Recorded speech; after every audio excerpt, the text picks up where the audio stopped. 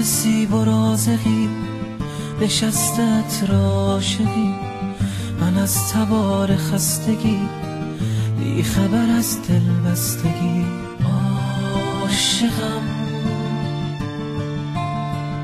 ابر شدم صدا شدی، شاه شدم گدا شدی، شعر شدم قلم شدی، عشق شدم تو غم شدی.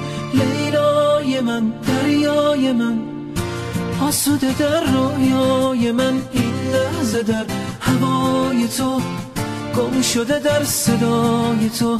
من عاشقم مجنون تو گم گشته در بارون تو. مجنون لیلی بی خبر در کوچه هایت در به در، مست و پریشون و خراب، هر آرزو نقشه برا.